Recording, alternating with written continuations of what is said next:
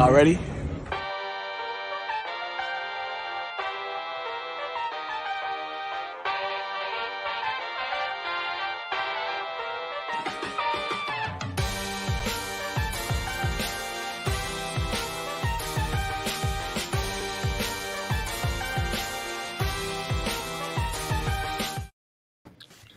Fish Stripes live on a Monday evening. Welcome in, everybody. We are very excited about this episode, as you all know today. Got the full squad here: Isaac, Kevin, Noah, Danny, Alex Carver, and of course, the guest we've all been waiting for, Craig Mish, has been kind enough to join us. Craig, we're really excited to have you.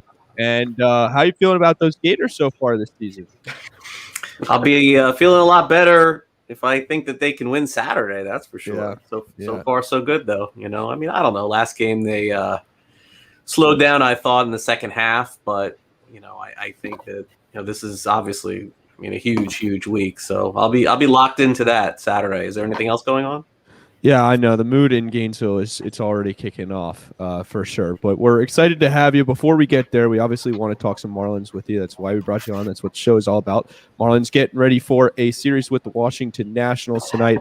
And instead of doing what we usually do and recapping and previewing and everything like that, we kind of want to make this the off-season preview special in a way, since we have Craig, and that is sort of his expertise.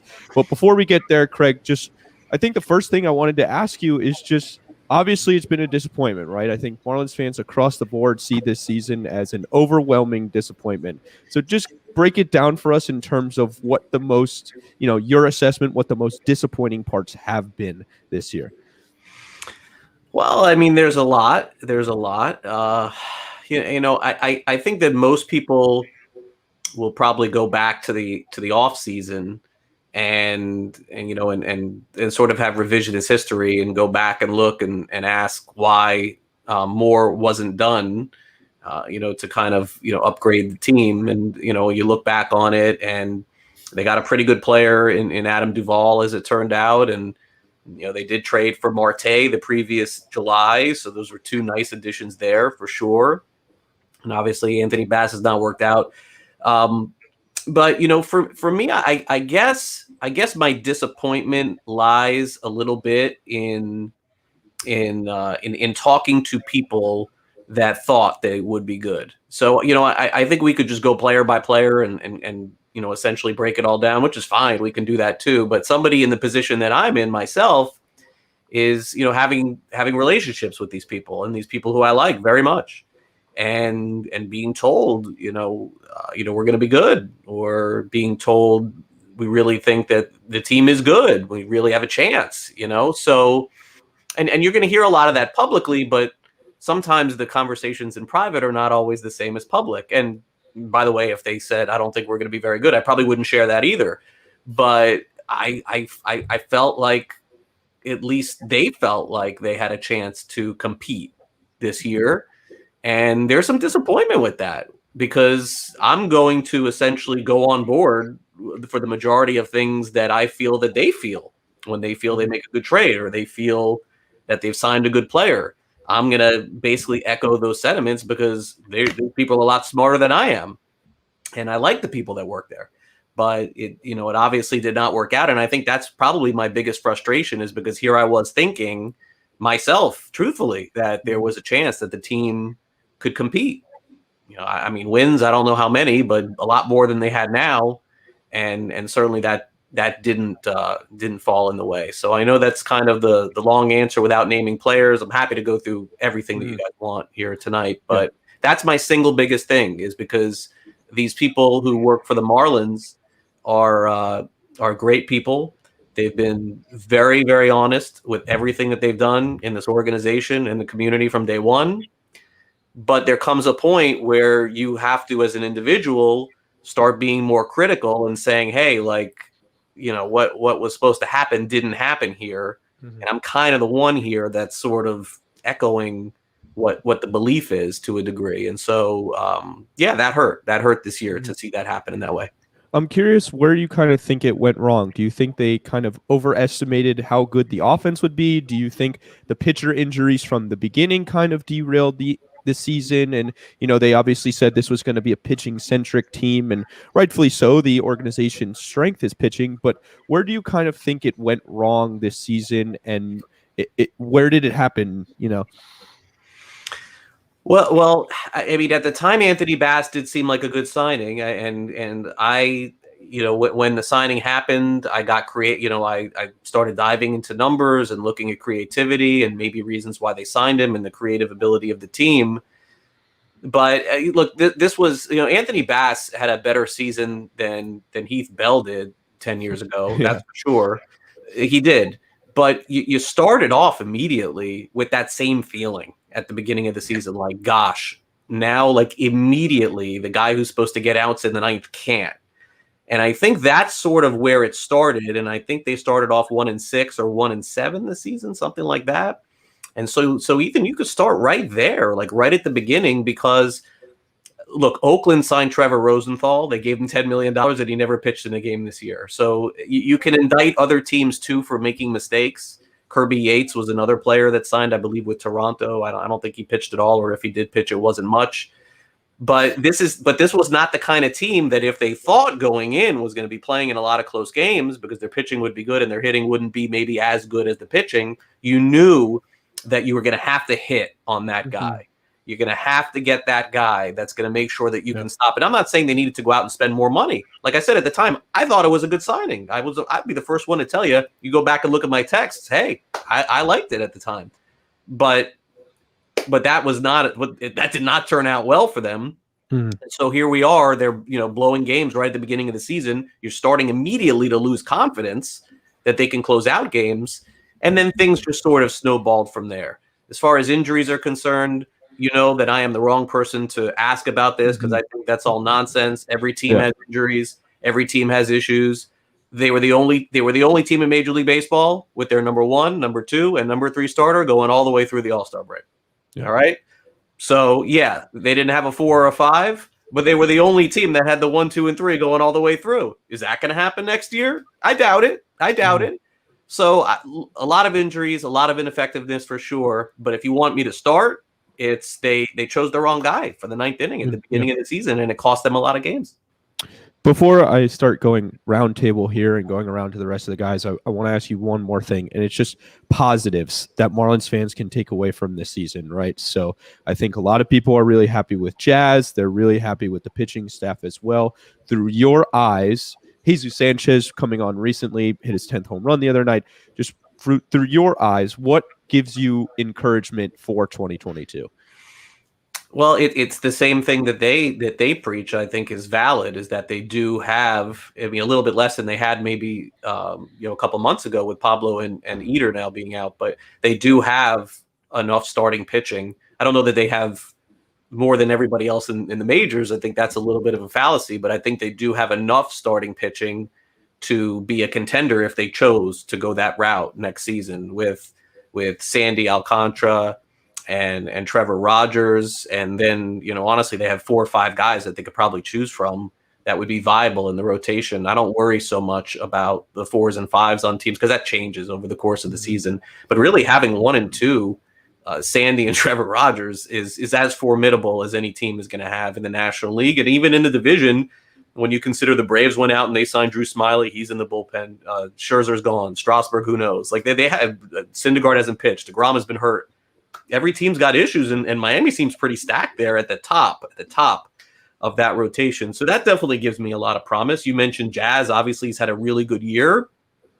I think that he'll have to build on that. We wonder if he'll be a shortstop eventually, or if he's just going to play second. I'm not clear on that yet. So I think that's a massive positive going into the year, next year for sure. And De La Cruz has played well, and there'll be some optimism on him as there should be for someone who's going to play well for 2 months at the end of the season. Jesus Sanchez has definitely taken his game to the point where you could see him being in the mix for a starting outfield position.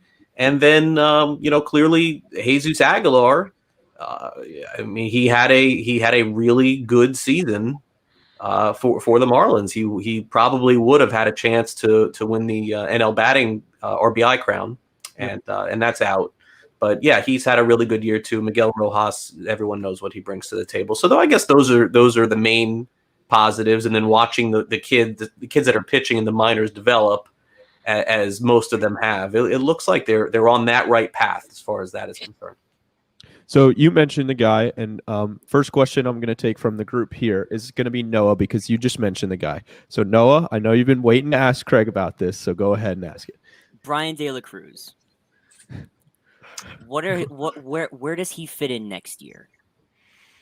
He's no matter what he does, he's earned an opportunity to go to spring training. He's earned an opportunity to make the 26-man roster. I think that if he has a relatively good spring training, I think that he'll be on the team opening day next year. I would not say that he's earned anything beyond that. I've seen this happen before. I'm 48 years old, man. I've seen this happen time after time and year after year. I kid around, but there was a banner on the home plate dugout with Pete O'Brien, and I'm not saying that this guy is not that at all. He may be much better. But, Brian De La Cruz, if you told me that he was platooning to start the season, I'm fine with it. Okay, cool. If you told me that they did nothing and he ended up being their starting right fielder or starting left fielder going into next season, then something has gone wrong. I think that he's great for depth. They need to look at this as a positive and pile on to the positive and not just accept what they've seen for 2 months. So he's been a really, really nice player. They're going to end up winning that trade without a doubt. And it's been a great development for them, and maybe the only player under this new regime that they've acquired and has hit immediately. I think he's the only one. Yeah. Kevin, I want to go to you because you were fielding questions from the Peanut Gallery on Twitter, and there was one question overall, and it's the one question that everybody kind of wants answered. So your question for Craig first. First of all, thank you for doing this. Sure. I will go to the Twitter one right now if I find it. But, you talked that there's this trade that went down, that almost went down. It was the Max Meyer one for Brandon Marsh. Mm-hmm. Do you think that's something that the Marlins would revisit in the future and maybe engage with the Angels again on that kind of a trade talk? Yeah, well, Kevin, look, there's going to be a lot of other deals that are possible for sure in the offseason. I'm sure that they're still talking to teams about different players now, and I did report that at the trade deadline that deal was relatively close. And, to what percentage chance, me with the percentages, we'll say above 50%. Like, I feel like there was a chance that deal could have gotten done. But I think that more importantly, Kevin, I think what people need to understand is that everyone around the league knows the position that the Marlins are in. Yeah. They know they need offense. And I understand there was a huge reaction to how can you trade Max Meyer for Brandon Marsh. The Marlins would be taking a huge swing in that case, but they almost have to. There's almost no other choice. The other choice is Carlos Correa, and the other choice is Chris Taylor, and we know that's not happening. So what is the alternative to that? You have to give up something to get something, and all of these deals, and in all likelihood, a deal that they make in the offseason, no one sitting here is going to be comfortable with it. You're going to look at it and go, oh my gosh, how did they give up this guy? How did they give up that guy? But they're at the point where they have to do it and they have to try because there's no other choice. They cannot lose again next season, or we'll be talking about a lot of different people working in this organization. It's just, these are the facts. So they have to take some huge swings. There's no other choice in the matter. And will they end up getting Marsh? I don't know. Maybe this thing is too far gone. I don't know the answer. I can't tell you anything over the last month or so if that's continued or not. I'll jump back in on it for sure this offseason, but they need to acquire in the offseason a catcher, and they need to acquire a center fielder without a doubt. Those are two things that I cannot imagine them going into next year without.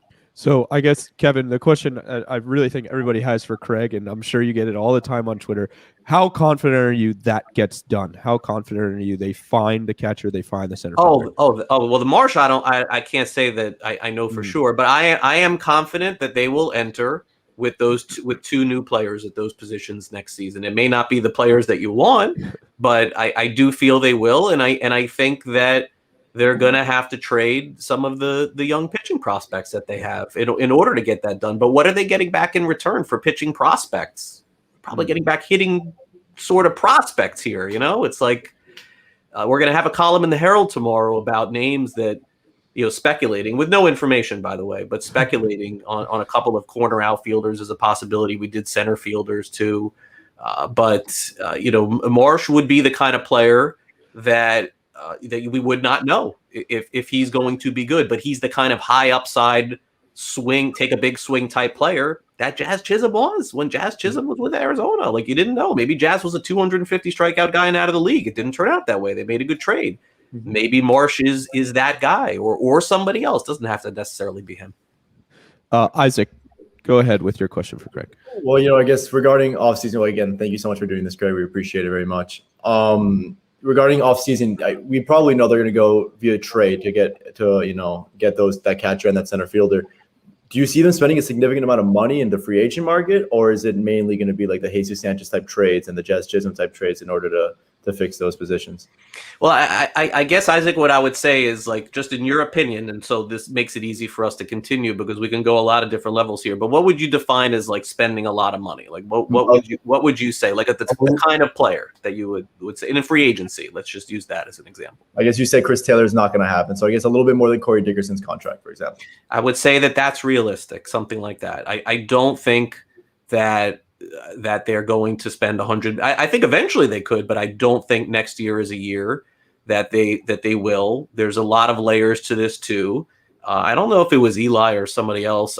Somebody had mentioned to me, well, because the thing is this, is that if they're a team that's going to lose 95 games, let's say, or 94 games, how can you possibly justify dropping in on the team, you know, $100 or $200 million player with the expectation is you need several players in order to compete? And then the good contrarian answer to that as well, they can't compete unless they have those kind of players. And I understand that, and I think it's fine.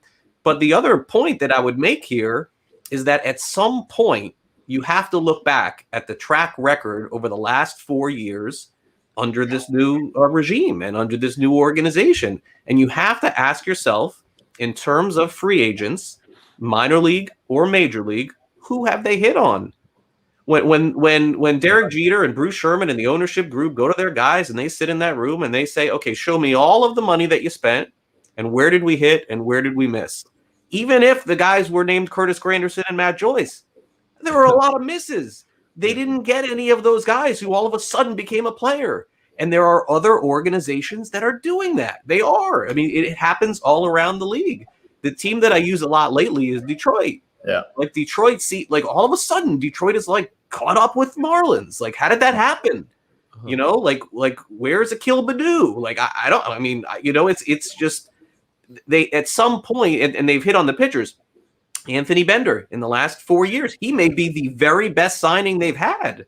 But does that exude confidence that the group should now go ahead and spend all of this money when almost all of the rest of the players that have brought in at a smaller level, medium level, or I guess high have not really worked out?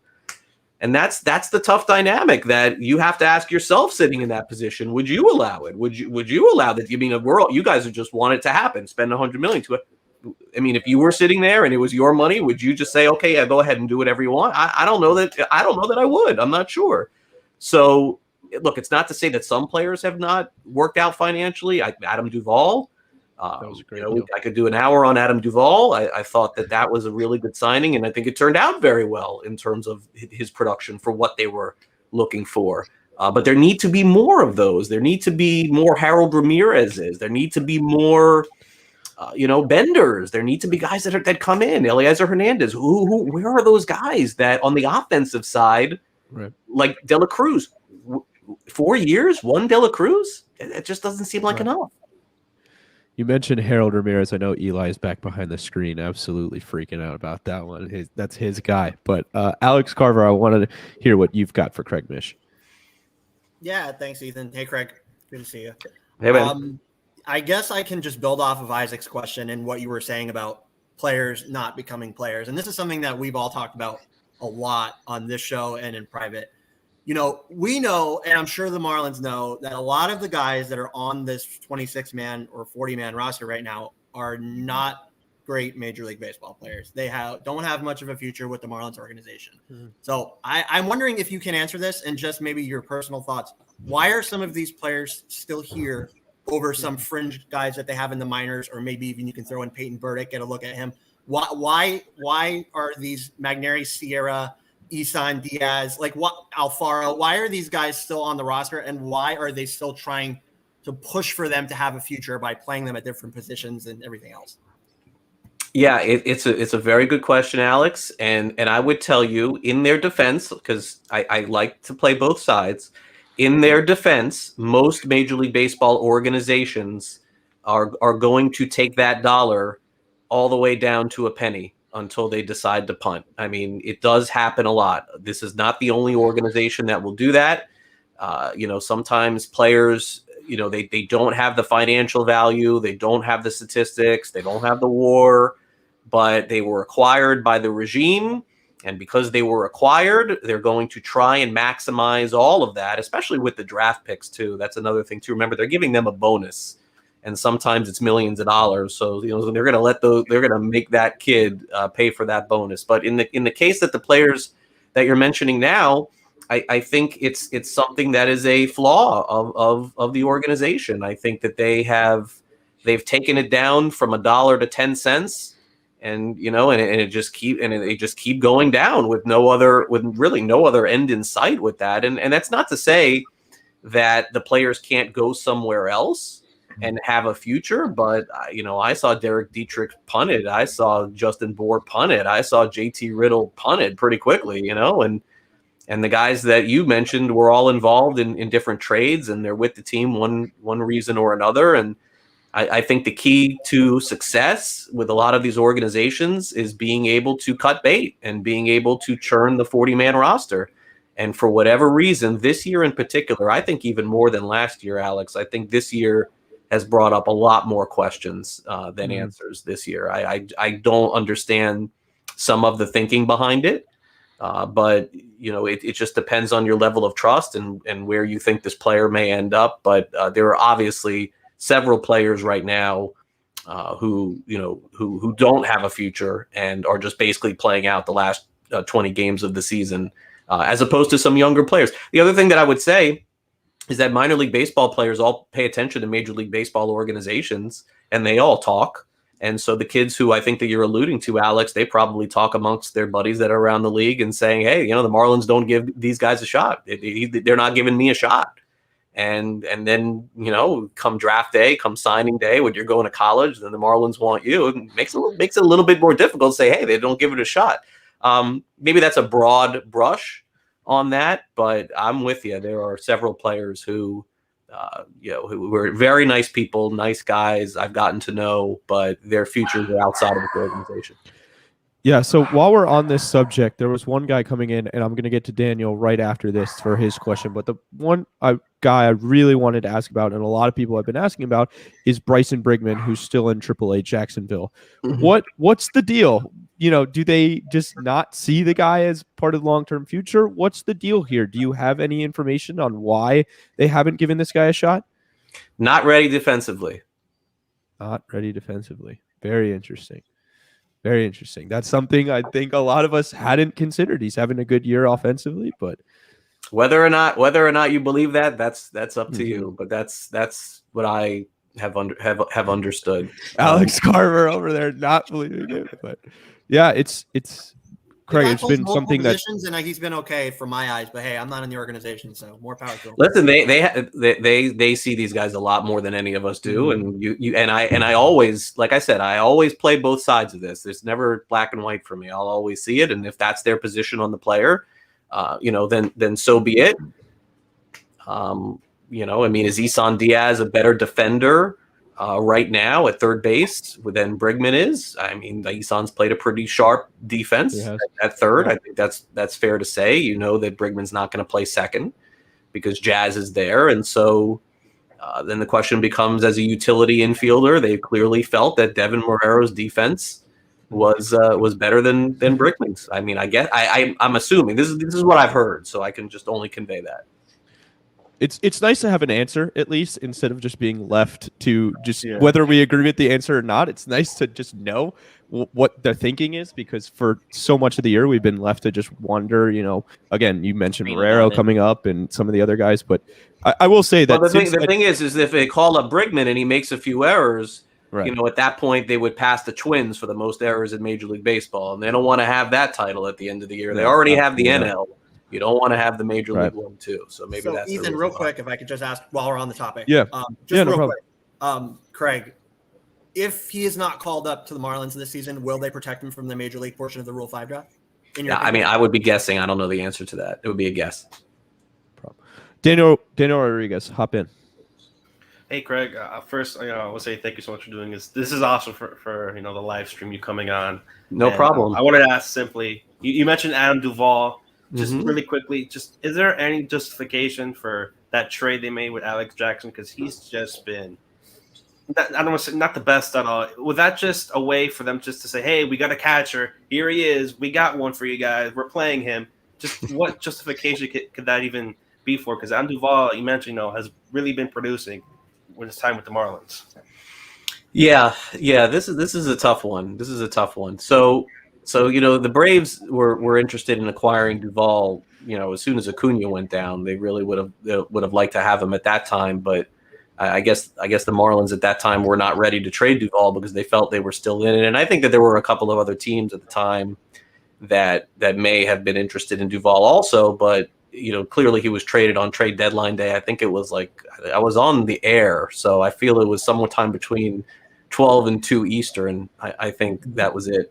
Yeah. So Duvall is the real disturbing one because at the end of the season, he's going to be the kind of guy that they're chasing in the offseason, and it, I feel like, I don't know what kind of chance they would have had to sign him, but they've gone to Sandy and they've gone to Aguilar and they extended Rojas, and they never had a conversation with Duvall even about potentially staying, and those conversations are going to happen now with Atlanta, and he's going to be facing off probably with the Marlins next year against the Braves. So it was really one that was probably the biggest head scratcher of them all. You're not going to win every trade. I understand that. And look, they're going to win the De La Cruz trade. So naturally, when you bring up all of them, they'll throw in that and say, hey, we won this one. Maybe we lost this one. But the one thing that I do want to bring up here tonight, and I think is really important for everybody to understand, is that Miguel Rojas is the team leader and he's the captain. And I understand all of those things. I know him very well personally. He's a great guy and he's a really good player. But when players need help in that clubhouse and they need to know what's wrong with their swing, they go to the coaching staff. Sometimes it works, sometimes it doesn't. But Adam Duvall is that guy. And Adam Duvall was that guy on the Marlins. And so captains come in different ways and leadership comes in different ways. And while we all, certainly love Miguel Rojas and, say how great he is, and, Miguel Rojas is not hitting 30 home runs. When you need help and you want to go to your buddies, you're going to go to a veteran who has been that before. So leadership comes in a lot of different ways. And I think that we lose sight of that sometime when, maybe Miguel Rojas may get traded. Oh, we can't trade him. He's the leader of the team. Adam Duvall was one of the leaders of the team. He was the guy that was there early tee work every single day. You want to learn how to hit? You go watch Adam Duvall hit. This guy's going to hit 40 home runs this season. And it is so important to have not just a leader, but a leader who can show by example what you need to be doing. Right. Miguel Rojas could show you how to be a professional. He could show you how to play the game the right way. Miguel Rojas cannot show you how to hit 40 home runs in a Major League Baseball season. And so Adam Duvall is kind of the guy that they're going to be going to try to get. So why didn't they just keep him in the offseason? It makes no sense. His WAR is 3.5. He's going to have a 4 WAR. If Adam Duvall was 26 years old, he'd be a $20 million player this offseason. And that's my long answer. It was a bad trade. It was. They should have been able to get more for him. Started that ball rolling a little bit earlier and coming to grips with maybe not competing, as opposed to just at the last minute trying to salvage it by getting a player like Jackson. And I had somebody text me last night, just somebody in the league just with a huge head scratcher on that one. So I'm a big advocate of Duvall, and he's not going to win an MVP, and he certainly, isn't going to get on base 35% of the time. But when you need a big hit and you got a couple of runs on base, he can deliver a home run and win a game for you. And they have no one going into the next season like that from the right-hand side. So Can I jump in here for a second? Go ahead, Noah. So if theoretically, if the Marlins would bring back Duvall, and you have Jesus Sanchez, and you have Brian De La Cruz, and you have Lewis Brinson, who would be your starting outfield next year? Well, hopefully there's another acquisition. Yeah. I think if we're there, we're in would trouble here. Duvall count as that acquisition? Yeah, I don't think Duvall is leaving Atlanta, but if he does, I don't. How about this one? Adam Duvall is not coming back here. I'll give it. I've been wrong before. Let's keep in mind I was wrong about Adam Duvall not going to the Braves for the first time. Maybe I'm not the Adam Duvall whisperer here, but knowing what I know and knowing that the organization and how they felt, I take it back. Knowing how a few people felt about Adam Duvall, or even less than a few people about how they felt about Adam Duvall, he is not coming back to the Marlins next season, unfortunately. Very interesting. Yeah, it just seems like that was just a match made in heaven, and like Atlanta immediately regretted letting him go, and they got him back, and I can't see them letting him go. He's a good defender. He's a great defender. He was a great defender. Play the outfield. It was amazing. It was amazing. No, he was so impressive this year. But you should win a Gold Glove. Craig, the next thing I want to ask you, this was a question I got from Fish Army 305 on Twitter. We all know Fish Army. Shout out to him. And this is a question I think a lot of people have. Who would be your ideal? So you obviously, we know you're a big Jacob Stallings guy, but maybe in center field, who would be the prime center fielder you think the Marlins should pursue in the offseason?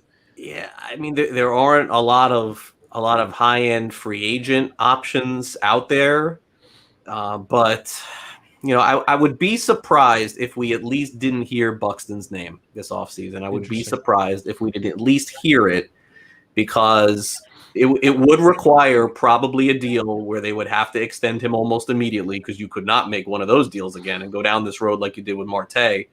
But that would soften the Marte blow. You'd just essentially be moving his money over to Buxton, probably a lot more too, let's be honest.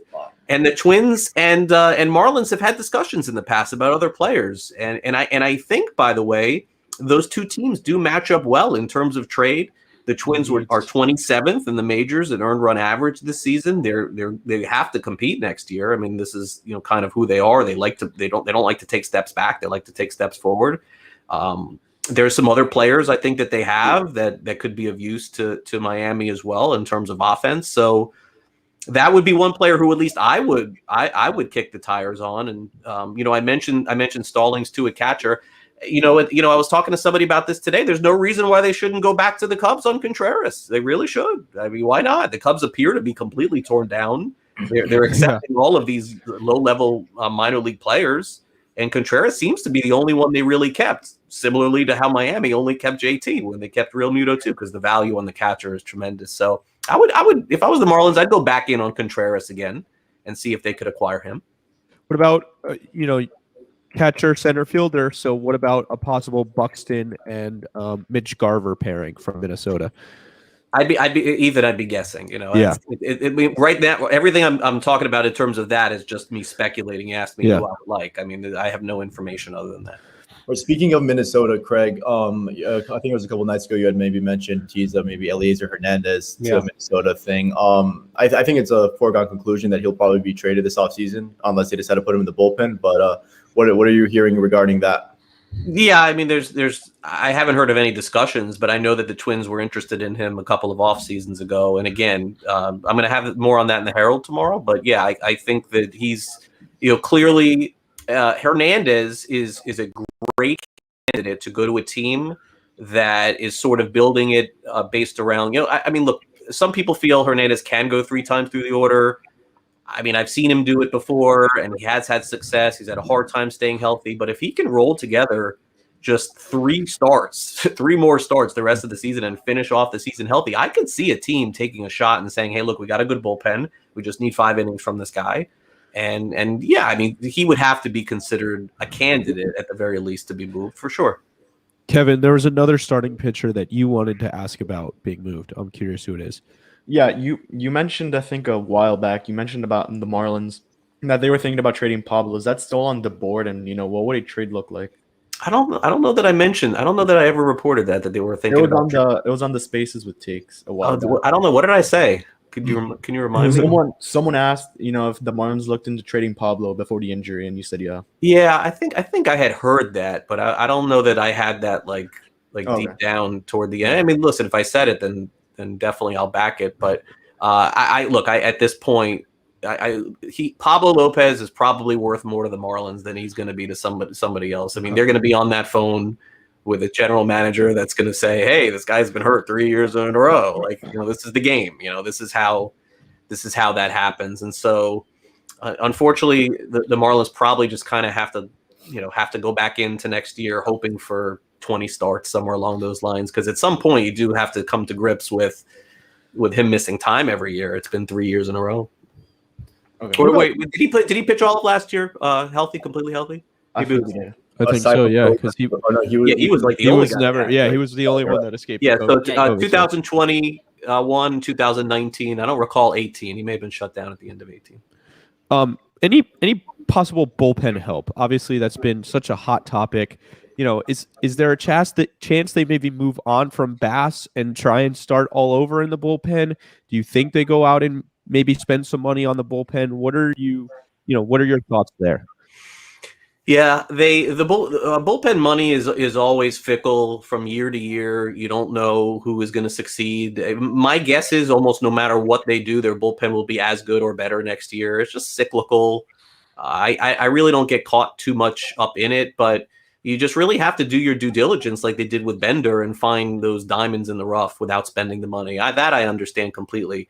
Ross Detweiler, who's one of my favorite guys, unfortunately did not work out almost at all for them this year from the left side. But then the trade for Richard Blyer, I mean, he's a pretty solid guy. Seems like it's really worked out for him as well. So my guess is they'll go back in on the market. They'll attack the ninth inning again. But I would guess that not that they've learned their lesson, because, again, I was one that advocated for Bass too. But I think, I'll tell you, the surprising thing is they chose a closer who doesn't throw that hard. That was surprising, that they didn't get a guy who could, pump 96, 97 in the back end of the bullpen. They got a guy that could throw 93, 94. As far as moving bats, I think they would have moved him at the deadline if they could. I think he's owed a pretty decent amount for next year. So my guess is back, and I think he's been okay in the 7th inning and 8th inning. So for the most part. Everything other than the 9th inning. Yeah. Ethan, Alex Carver, yeah. Go ahead. I was just going going to on come the to you. subject of pitching and money being spent. Sandy Alcantara, obviously, he's been fantastic. We all know that. Coming into, I think, 3 years left before he's a free agent. Likelihood that a deal gets done to extend Sandy this offseason. Well, there right now is there's nothing happening, and they're not talking. So I can't say that anything is close right now. And also, let's keep in mind the collective bargaining agreement is up, and so we're going to have to take a look and see what that's like. So I wouldn't freak out if nothing happens like right after the offseason. They may just be simply waiting to see what the tax is going to be and things like that. My guess, and I'm guessing, is around the 5-year, $50 to $60 million mark is what it's going to require to get that done. And so if the Marlins are willing to, pony up for that, then that's essentially what it would be. Very similarly to the Aguilar offer for an extension, this was just an offer that was not going to, whatever was offered to Sandy in the first place was just not even worth discussing or even going to get done. I think Sandy wants to be here, and I do think that he likes it here, and he'd love to be here long term. The other hard conversation to have, because like I said, I always play the other side, is that no one wants to hear it. But what could you get? What would be coming back in a deal for? I mean, would it be a franchise-changing deal if you were able to make a trade like that? I know no one wants to hear it, but this is the reality of it. It's not the reality of baseball. It's the reality of baseball for the Marlins. This is the position that they're in. They need several offensive players going into next season. So I would say it's probably on the low end side that they trade him. I would probably say there's like a 50-50 shot they extend him, but he's pitched his way into clearly being able to get that extension. The one extension you guys would have to go back and look at it specifically would be Carlos Martinez. Yeah. I think Carlos Martinez's deal with St. Louis, I think somewhere along those lines would probably be something that he'd be looking for. Craig, I'm curious. A name that we've heard a lot, and to me sounds like a dream scenario for the Marlins, is Brian Reynolds. And I know that you reported there were some discussions there. The discussions, the asking price seemed kind of crazy. So has there been any development on that? And just, if you can, how crazy was the asking price? Yeah, I'm not sure exactly what all the players that were involved and what would have went back and forth. I think the choice that maybe that they had to make was giving up like 6 or 7 guys, or maybe it was going and just giving up Sandy. Like I don't know. I'm not entirely sure. And I'm also not sure if Reynolds was in the same deal as Stallings, or if it just would have been a Reynolds deal. I guess the only thing that I learned coming out of the deadline is that deal was actually had a little bit more legs than I even thought. I thought that was just a discussion, but apparently like there was even more to it, to the point where it's all that reporting got me in trouble. But regardless of that, I think that he's a great player to try and get and acquire. He was also the same player that would have been in the deal had Giancarlo Stanton gone to San Francisco. Miami would have got back Reynolds in that deal. So wow. it kind of does, sort of add up that there's still something there. At the time, Reynolds was very young, and not a lot was known about him. Not a lot was known about him by the Marlins, I don't think, either at that time. But he would be the perfect guy, clearly, to get. But is Pittsburgh going to give up their last remaining asset for just things that you guys want him to trade for? I doubt it. If I was them, I would ask for Sandy. I would ask for everything. After this question, I'm going to keep going around the room, but this is one I'm seeing in the chat a lot. There was news that the Marlins fired their international scouting director today. What do you know about it, and what can you tell us? Yeah, before you popped on, because you're too lazy to get here on time, Ethan, I said that I really didn't have enough on this yet. Yep. Andy Slater broke that story earlier. I know Segui. I know Fernando Seganol. I like him very much, just like a lot of the guys in the organization. But clearly, there's some disconnect for how they're getting guys internationally. Everyone naturally is just going to point to Victor Mesa and say, "Oh, you got Victor Mesa. That's it. You're done." I don't think that is the case. They did offer him another position in the organization, so that tells me it couldn't have been that terrible. Okay. But my guess is for them to do this and not do it at the end of the season, they must have their eye on somebody else that they want to run their international scouting. So I wish Segui the best. He's been very, very kind to me in the time that he was here. Previous year, he was with the Yankees, I believe, when I would go to Roger Dean Stadium for spring training. He's a really big, huge dude that would sit right behind home plate, always willing to have a conversation, played with the Montreal Expos. I'm a fan of the person, and hopefully I would guess he'll find his way somewhere else. But, bottom line is the Marlins must have their eye on somebody. That's the only thing that I can think of here. Yeah, I asked the same Victor Mesa question. I won't lie about that one. Daniel Rodriguez on that one. Yeah, Daniel Rodriguez, let me get you back in here. Another question for Craig. I'm looking here in the chat, and the question that really pops out, friend of the show, John Rodriguez, was about Jesus Luzardo. Where do you see him next year? Like it says here, AAA, long reliever. Just what do the Marlins have in plan for him? Because he's just been really up and down, mostly down since that trade for Marte. He's actually looked much better the last few starts. I think he's definitely shown more of what they thought. But what happens is on like social media, the people who are what I call the homers, they're only willing to look at the good.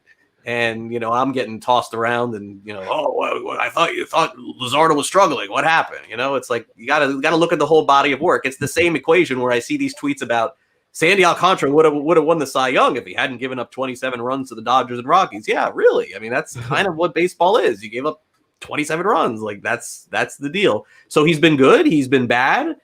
Shaky early in some games too.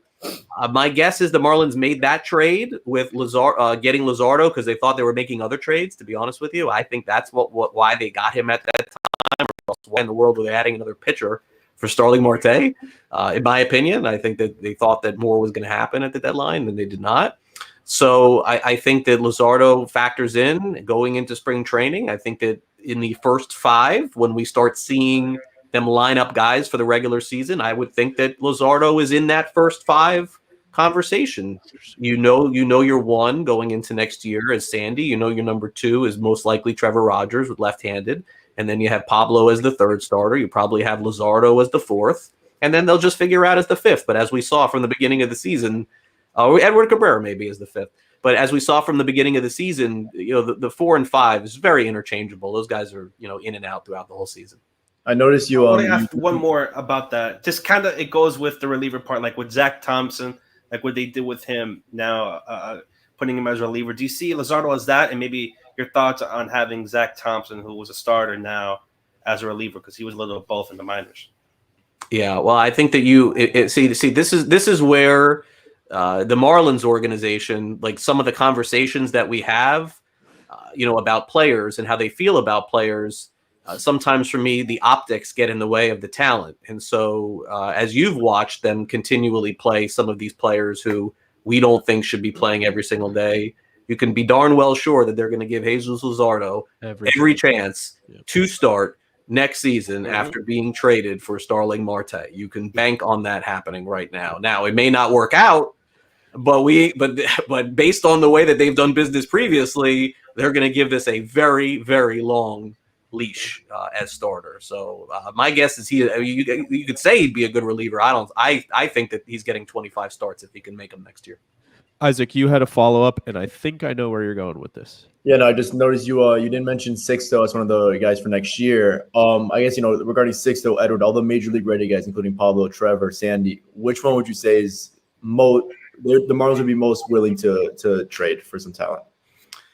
Look, I no matter what Edward does, I mean, maybe this will surprise you hearing this from me, but no matter what Edward does, I think he's going to be good. I'm not really worried about him at all. I have more confidence in him than Luzardo. I think Edward Cabrera is going to be a star. This reminds me of when Sandy came up. He was walking everybody. He couldn't get anybody out. He's too good. Edward Cabrera is too good not to be good at the major league level. It may just take some time with him, so I'm not particularly worried. As far as like trades go, I don't think the likelihood of any of those names that you mentioned is a likely trade candidate. I think they'd be trading Hernandez, as you mentioned, maybe some minor league players. And look, Sixto Sanchez is a dream to be healthy, but that's a dream at this point. You can't count on that. I don't think. I don't think you can go into next year making any assumptions at all. Right. Kevin, get you back in here. Yeah, I mean, the first question would be, I think Kim Eng pretty much said that she kept the door open. I'm not going to quote her or anything because I don't remember the quote, but she talked about possibly keeping the doors open for a possible Starling Marte reunion. What are the chances of that? What would have to happen for that? Yeah, it feels very slim, Kevin. They had their chance. They had an opportunity there to do it. They made the choice. By the way, to be clear on Marte, this is very, very important. The Marlins have the money to do this. They have the money. They chose not to. This was a choice. They chose not to give him a 4th year and the money that he would have required to stay in Miami. So to say that the Marlins are poor and they don't have money is not legitimate. Like they could have done this if they wanted to. They made the choice not to.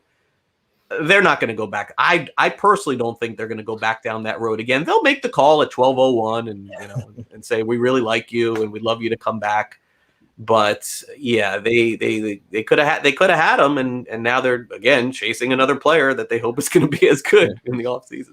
Craig, on the Marte thing, like when he got traded, I was one that said I don't think he's going to get that 4th year. 4 years deals are not that popular in baseball anymore.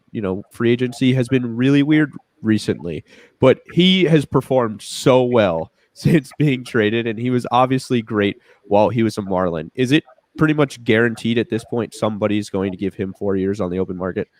I would think so, but Miami could have also gotten creative. If you were really worried about that 4th year, you could have paid 80% of that contract in the first 3, and he would have been an easily movable player in year 4 if that was the deal. And really, are the Marlins going to be worried, Ethan, about 4 years from now? Are you kidding me? Right. We're going to be 5 years into this. We're worried about 4 more. It's winning time now. It's got to happen next year or the year after or really soon. And so I understand their thought process on it, but this was a dice roll by them, and some other team is going to get crazy this offseason. And without a doubt, I think he'll get the 4th year. Yeah, I was one that said no to, I was kind of holding out on that fourth year, but I understand everybody that, thinks he was worth it. But Kevin, I know you wanted to get back in here with Craig. Go ahead. Yeah, I mean, one position I don't think we've really talked about has been first base because we have Lewin, what we all assume would be the future guy there, but we also have Aguilar and Garrett Cooper. I mean, which one out of possibly Aguilar and Cooper would be the odd guy out? I mean, assuming most likely it's Cooper just because we assume we get the National League DH, and then Aguilar would step into that role, and Lewin would be at first. So, is there a chance that possibly Cooper gets traded, or they just keep him on the roster? Yeah, it's a good question, Kevin, because thus far, Lewin has nothing left to prove in AAA, but he's yet to hit at all in the major leagues. We know he can defend. He's going to be an elite defender, but he just hasn't hit. So we didn't really get enough time to see him to know. I suppose we have a couple of weeks left, but that's not really going to determine. I would hope it wouldn't determine one way or the other. Cooper can hit. I mean, we know this. I mean, it's, if the DH is there, I would not trade Cooper. I would play him at DH 150 games if I could. I've been very, very adamant about him being DH and hitting 30, 40 home runs. I think his OPS is going to be higher than anybody on the Marlins at the end of the season. And then, and look, Aguilar is now a little interesting as well. I'll have more on that tomorrow, but yeah, I mean, he's hurt, so I don't know, what the situation is going to be. He's a great guy, very fun, great to be, around in the clubhouse. One of those guys that can give you hitting instruction too. Very important for a young team to have those players as well. So I don't really have the answer. I would think all three can't be back, but the financial route tells you that they would keep Lewin and Cooper. And then the production route would tell you just keep Aguilar and Cooper, just keep both guys and then worry about Lewin down the road. So I don't have a clear answer for what they're going to do there. They didn't really have a clear answer going into this year. Yeah. We're winding down. We've got about 10 minutes until game time. And since you're here, Craig, I do want to get you into our prediction segment because we love predictions around here. Beforehand? Noah, one more question. I was going to ask if anybody had one more question, and then I'm going to ask a question to end it, and then we'll get into predictions. So, Noah, go ahead. So I have a question from somebody in Let's Go Fish Discord.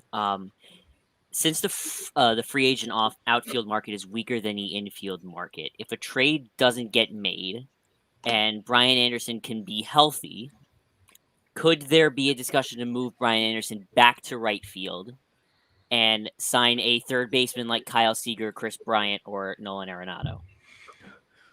Arenado's with St. Louis forever, but the other two guys, I don't see that happening. Anderson. I mean, I suppose. Isn't he's going to be having? I mean, he's having surgery. On his shoulder. I can't imagine them tinkering or moving anything with him. I mean, he's going to be questionable, I think, going into spring training, by the way. So, I think the odds are pretty good that they bring in someone to hold the fort down in February and March, and they'll probably hope that Anderson's ready for opening day, but he's going to obviously be a little bit of a question mark, I think, going into the season. But no, I don't think they'll sign Chris Bryant, or who was the other one? Kyle Seager. Oh, Kyle Seager. I mean, that's not impossible. Maybe Kyle Seager, but look, anything is possible. They've put a catcher in left field, so certainly anything is possible. Don't even get me started on that. Yeah, we all have one. While you're on the Go subject, ahead, Alex. Real quick, Ethan, is on Brian Anderson.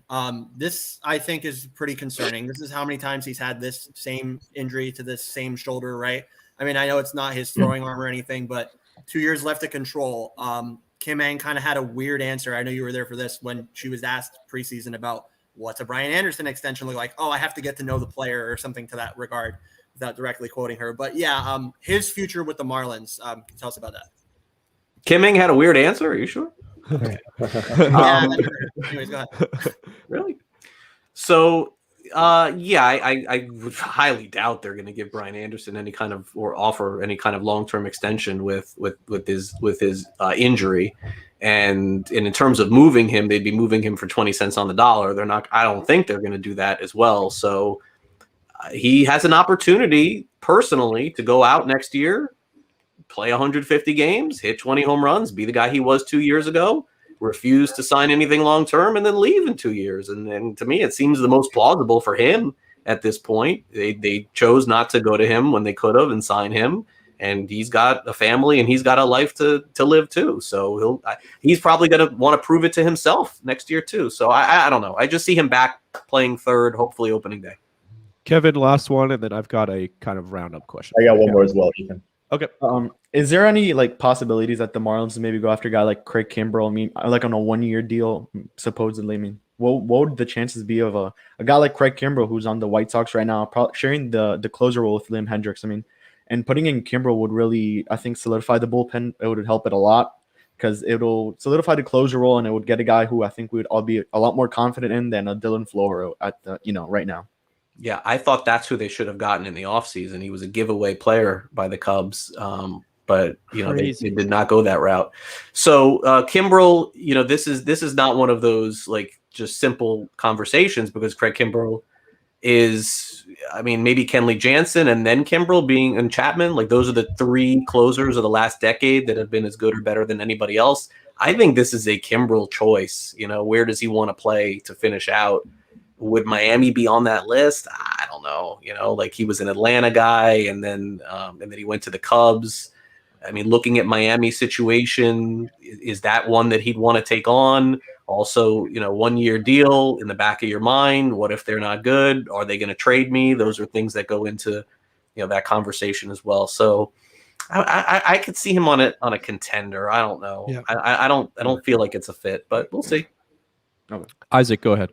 So Craig, we're getting into year 5, right? And if I'm not mistaken, I believe it was a 5-year contract for Derek Jeter. 5 years, $25 million. If things go south again, what are the changes? And hopefully, let's say if they don't go south, what would be a successful season in your book and in Derek Jeter's book of how many wins would that need to take? But if things do go south, what's the deal with? That's a loaded question. With Jeter, 5 years, $25 million. It's his last year of his contract. Let's play. Let's say things go really bad. Craig is trying to keep a job here. Yeah, it's a great question. I don't know the answer to that. As far as I know, this is still the last year of that deal. Right. You can say that they've done phenomenal things in the community. They've done great things in the Dominican Republic. They've built the farm system back. You can say all those things. Those things are all true. But the one thing, Isaac, that I think that we've just stopped talking about it because it's like vomit inducing to talk about, but it is in the end the truth. They're still not putting fans in that place. Yeah. That was part of this. Yep. And I can't see a positive end to this unless that changes. And I know a lot of it is winning. I get it. And I know that Derek has made some comments that the kids, they don't really care. They just want to see the game. It doesn't really matter. They don't even know the score. I think he said maybe sometimes or something like that. It's a bad quote. The other thing they did was they built that thing in the outfield with this millennial thing. I have no idea what that was, whatever. But it's a tough question for me to answer because I simply don't know. I don't know where his mind is on all this. Does he want to be in this? I think he does, but does he want to be in this for the long haul after next year? I really don't know. I don't know the answer. But I've said this before. I'll say it again. Massive changes would have to happen if we saw something similar to this year, and I think that anything would go at that point next year. Anything would go from the top to the bottom. I could see anything happening. So I really don't have a great answer for that, but it is a really good question. And I think they really thought, I'm sorry, Ethan, they really thought that people were going to start coming to the game solely based on the fact that the old regime was gone, that Samson was no longer there. Did they really think that was going to happen? No, but I think that the word that they use is fair. Is they wanted to build trust with the community. They've been successful at that. They're great people. I really like the people that work for the organization. Pandemic hit, yes, you can throw that in there as a little bit, an excuse. Sure. Last year. I look, all of that is definitely possible, but you cannot expect to be. I'll say this: you can't expect to be 8 to 10 games under 500. I don't think at this time next year and expect fans to be going. We've shifted our focus over to football. Like, we know how this works. And then basketball is at the beginning of the season. The only way is going to be winning or figuring out what the secret is to get more creative. Look, I am no marketing expert. I've said the same thing all along, and I've told people this in the organization. And I don't know if it would work or not. But if it was me from day one, the first thing that I would have done as the CEO or the owner or whatever of the organization is there would not be a child in South Florida that would ever have to pay for a ticket to go see a Marlins game ever again. I would have let them all in for free all the time, have them tell their friends, have them grow up, go to all the games for free, tell their buddies, well, how are they getting to the game? Their parents got to take them. They got to spend the money. That's the only way they could get there. Let them all in like they've done in a couple of other cities, 12 and under. And you get your concessions, and there's going to be kids running around like crazy at the ballpark. But that's how you build a fan base. They are just at such a disadvantage. Such a genius idea. There's at such a disadvantage with the other places. The answer was never building it for millennials. No disrespect intended, but millennials are still not going to the games. They're not coming. They're still at home. They're on their phone. My son is 9. He watches this is how I know what's going on with the Marlins because he tells me every single day. Oh, you see this? You see this? Oh, De La Cruz. Oh, he made a great catch. Oh, the ball got over his head. Oh, this is how I'm finding out. So build your fan base with the ones who are going to be here in 5-10 years from now, not the ones who are not going to care anyway. And look, there's been some made about Broward too, and to me that was a little bit.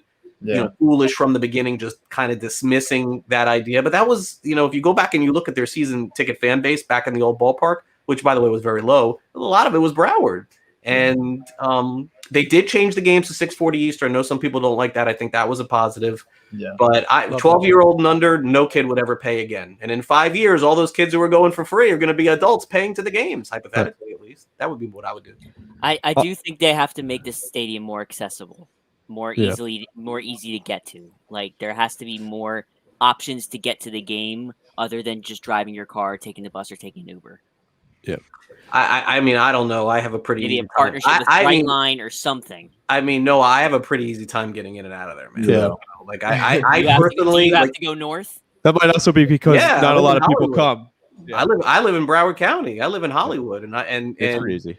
And a lot of times I'm leaving the game at the same time as everybody else, or just after, or just before, and I mean, I think the traffic thing's a little bit of a fallacy, to be honest with you. I don't think that that's really it. I think they got to get creative as to the people that they are bringing to the park. The people who live around the Little Havana and the stadium, it's been proven they're not coming. They're not coming. It's not happening.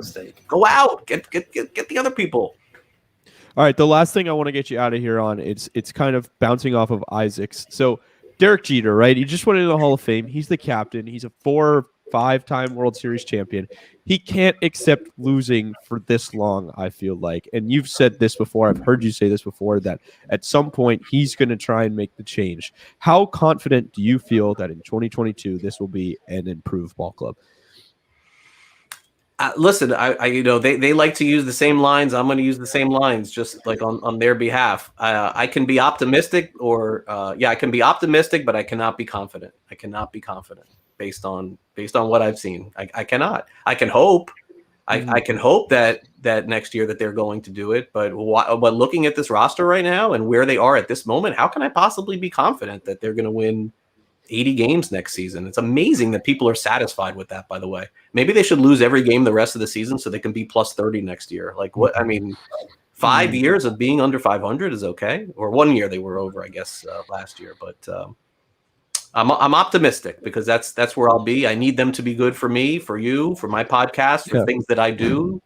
I would like them to be good. Yeah, it would make it for easier. all of us. Yeah, I mean, it would make it easier. I'm so negative now because they're losing 1 million games. It's not what I want. It's what it is. It's what it is.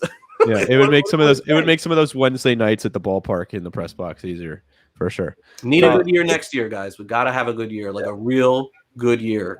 Like we're talking right now, September 13th, that they're not done. They're competing. At least it obviously everybody would love a playoff appearance, but I think it's just competing for the playoffs late into the season that would bring fans to the ballpark. It would get people excited, and it would make people. I think the most important thing is it would make people feel.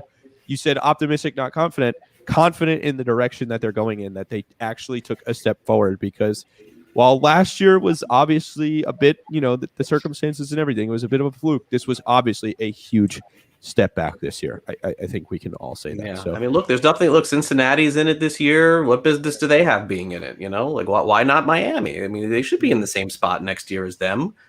Toronto. I mean, what did Toronto do? All of a sudden, they went out. They got Springer. They got Hyun-Jin Ryu. They got Bichette, Vlad, a couple of pitchers, and boom, they're right in it too. Padres.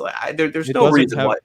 The Rays again. There's no Milwaukee. Look how good Milwaukee is. What business do they have? What does Milwaukee have? 2 good pitchers. Miami has 3. Come on.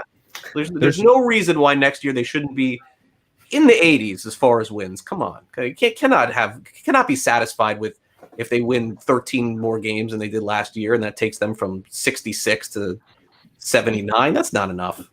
So, all right, Marlins offseason talk completed. There is a series that we're supposed to technically be previewing here. Why? And Craig, I know, right? I know, right? It's the Marlins and the Nationals.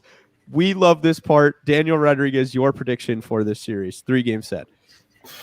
I think they take 2 games, the first and the last one. The middle they face is Luzardo and Eric Feed. Feed has just been the Marlins killer this entire season. He has like a under 2-point ERA against the Marlins, and everyone else is like 8-7 ERA. I think they take 2 out of the 3. Isaac, go ahead. I've done this once before. I'm going to do it again this time. I don't care. Now, you hope to see Sandy pitch well. You hope to see Trevor pitch well. You hope to see Luzardo pitch well. So at this point, it's an IDC for me. It's the Marlins and Nationals. How many of us really care? Alex Carver, are you going to do the same thing?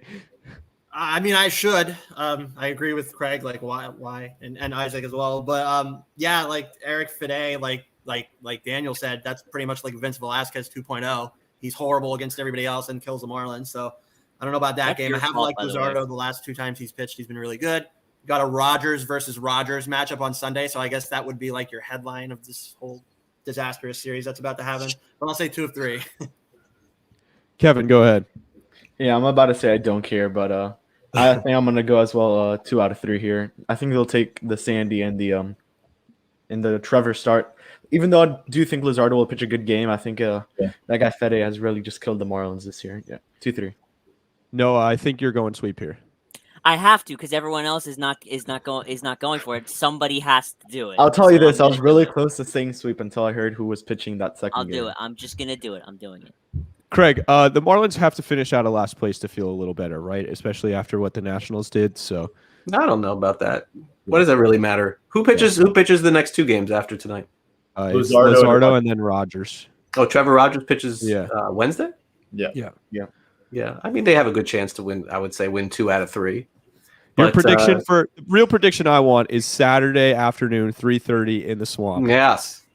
Pirates. What do you got? I'm going to be at the Marlins Pirates game. Are you kidding me? Jacob Stallings. I can honestly gladly say I will not be in Marlins Park. I will be in I don't know. the Swamp I mean, on Saturday.